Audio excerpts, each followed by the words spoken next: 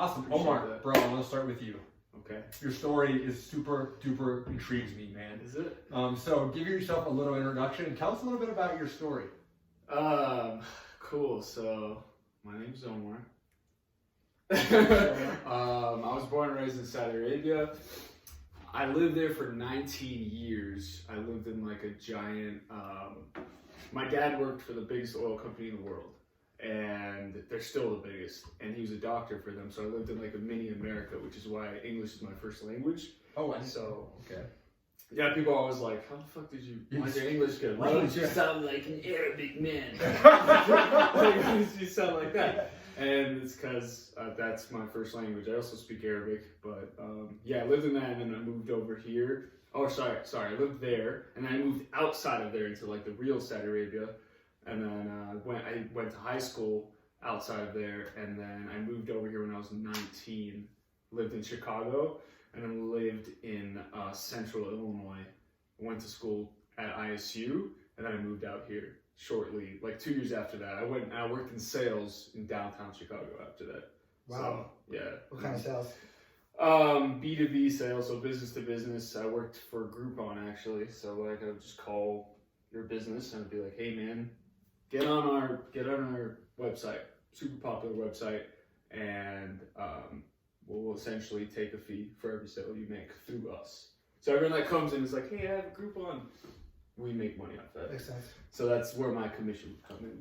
It's awesome. Yeah. So, first thing I want to talk about, what was the difference between moving out of kind of how you described like a mini America, so to speak, into like what you said was like real Saudi Arabia? Talk about that difference first, dude. That I can imagine that's different, almost like completely two different cultures. Yeah.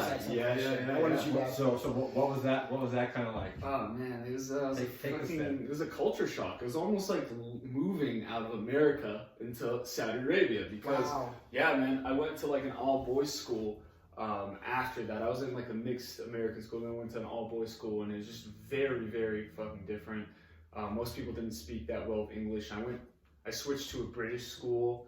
And it was just very different. I just felt like, you know, I had to go through like a little bit of being picked on and shit just because of like the difference, and it took some time for some adjusting, but it's very different, man. Like a lot of, believe it or not, like a lot of Saudis there, just because there's such a lack of like women in the schools, you know what I'm saying? Like they're very segregated that like you get hit on by a lot of dudes over there too, because because it's literally illegal a lot of the time to be, you know, talking to the other gender. So moving outside of Aramco, which is where the little mini America, I saw a lot of that too. It's just really weird. Yeah, like, you're an impressive guy dudes. too. I can see that, you know, like they're like, look at this, you know.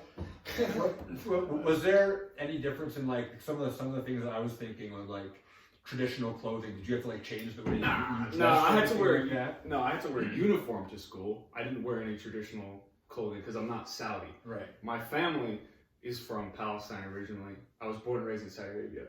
And the weird thing about Saudi is I was born and raised there. I lived for 19 years and I don't even have a fucking citizenship. Wow, that's insane. I've been here for 6 years and I just got my citizenship. Oh yeah, speaking of, let's give him a shout out, dude. You got your citizenship, bro. That is like America, dude. That is a beautiful thing. No, that really is a beautiful thing, man. When I saw that, I'm very proud. When I saw you post that picture, I was like, wait, is that happening right now? Yeah. That was like 30 minutes before. Yeah, I know, bro. I was like, Look wait. at this judge. Yeah. Dude, I'm very, very proud to be American because this is a country that like I consider to be my own now, you know, versus like being from somewhere that wasn't really from where I was from. Right. Was Chicago a bigger culture shock or Saudi Arabia? No, Chicago wasn't, because again, I was like Americanized, so really Saudi was more, and I was in a very formative state in my life. I was like 13 when I moved out of there, so it was like, it was a very, you just hitting puberty, going out to like, you know, like changing everything, and then I was 19, I moved here. It was very different. There's so much I was learning. It was like, oh, we don't do like felt that. More comfortable. I felt 100% more comfortable. Is there, when you're talking, I picture this, I picture almost like a struggle. You can tell me where I am with this, between like the old school like Arabic world of like very traditional Muslims, and then like the new, a younger generation who's more westernized, who's not necessarily trying to follow that. Is there a struggle there between that at all in those countries? Because I picture that, but I don't know if that's true or not. Right.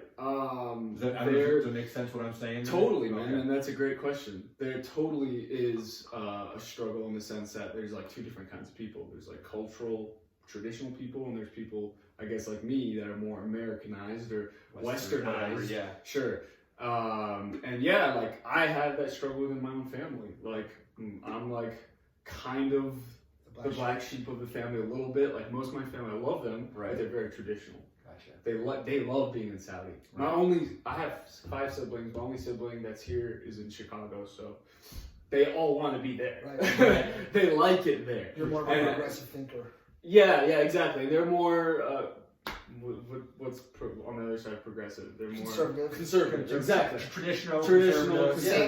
Same things we have in this country. Yeah, exactly. for sure. Exactly. The good old days, the good old ways. Right. They work fine and we're I'm good with comfortable it. here. Yeah. You know, we have drivers. They'll drive me around because women couldn't drive for a long time. Oh so yeah, that's right. all the women in my family, they would have like drivers. Interesting. So people that would be hired from like either me or like someone from fucking Sri Lanka. Yeah, around and being for paid sure. to drive them around. And some people would have like those people living with them in the house, like on like in the basement, like or a butler suite kind of thing. Sure, yeah, Shit, yeah, exactly. that's crazy. I never Yeah, even like yeah. thought about that. Like, I mean, I knew that women can they drive now? I believe they can now. Can they not? They just got it last year. They can drive now. It's so crazy that this Fucking now, crazy. right? I mean, it's like the old king died. It sounds like it's like from a fucking movie or something. yeah, I don't like know, from dude. Braveheart. It's Yeah, like the like- old king has died, and the young prince. I think these conversations are important though because Oh, there's I do so too. many stereotypes, and I think one of the things I admire about you and your story is your cultural diversity. And I could admire and want to be at that level to where I have that understanding. I mean, your time in Saudi Arabia or Saudi, it probably molded you into such a open-minded, culturally person. You know, and I feel like the three of us share that in common. Absolutely. That's important to the tribe. Absolutely, 100% important to the tribe. It made me more grateful. It makes me a lot easier than the average person that was born and raised here to be grateful. Just because like I've lived at the other side of the world where a lot of people aren't like fortunate enough to have as many rights as we do here. Yeah. So like that helps me be more grateful. 100%.